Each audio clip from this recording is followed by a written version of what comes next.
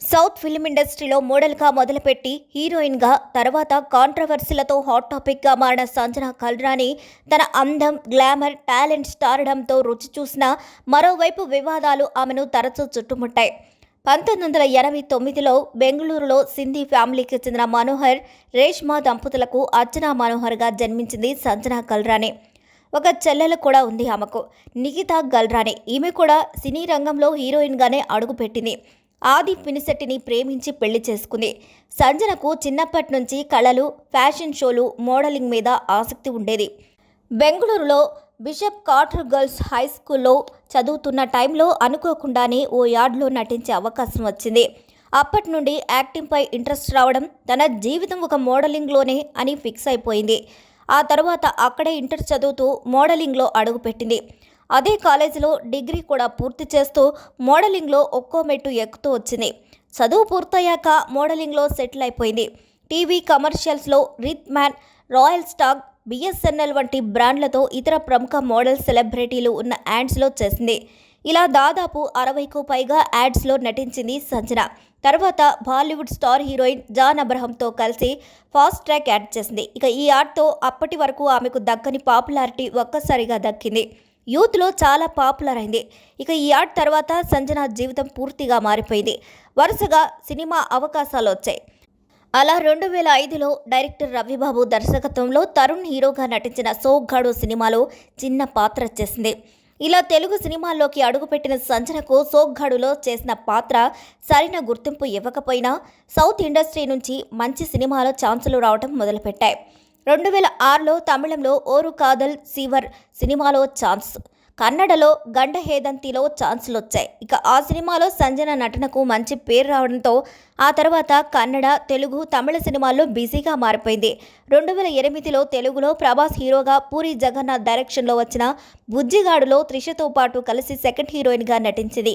కానీ అమ్మడికి ఎక్కడా లవ్ కలిసి రాలేదు. స్టార్ హీరోయిన్ స్టేటస్ని అందుకోలేకపోయింది. అయితే ఆ తర్వాత సత్యమేవ జయతే, సమర్థుడు, పోలీస్ సినిమాల్లో హీరోయిన్గా యాక్ట్ చేసిన లక్కు కలిసి రాలేదు. దీంతో సంజన వచ్చిన ఏ అవకాశాన్ని వదులుకోవడానికి ఇష్టపడలేదు. ఇలా 2016లో సర్దార్ గబ్బర్ సింగ్ సినిమాలో విలన్ భార్యగా గాయత్రి పాత్రలో నటించి మెప్పించింది.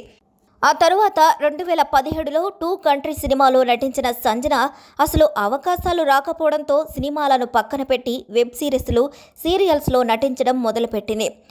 2018లో ఈటీవీ సీరియల్ స్వర్ణ ఖడ్గంలో నటించింది. ఆ తర్వాత 2019లో ఆవిర్ అనే తమిళ్ వెబ్ సిరీస్ చేసింది.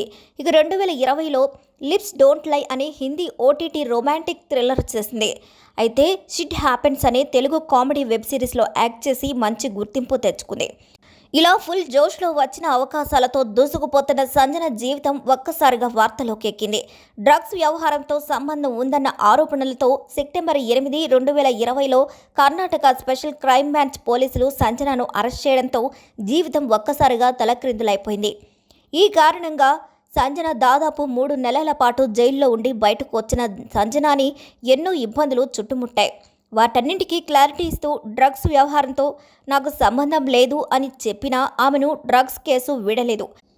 ఈ కేసులో రాగిణి ద్వివేది తనను ఇరికించినట్లు చెప్పుకొచ్చినా ఎవరూ పట్టించుకోలేదు. ఎందుకంటే రాగిణి ద్వివేది సంజన గల్రాని డ్రగ్స్ కేసులో ఇరికించిందని కొందరు చెబుతుంటారు. అయితే దానికి సంబంధించి స్పష్టమైన ఆధారాలు లేవు. అప్పట్లో రాగిణి ద్వివేదికి సంజనకు మధ్య కొంతకాలంగా అభిప్రాయ భేదాలున్నట్లు, డ్రగ్స్ కేసులో ఇద్దరు ఒకే జైల్లో ఒకే చోట ఉన్నప్పటికీ మాట్లాడుకోలేదంటారు.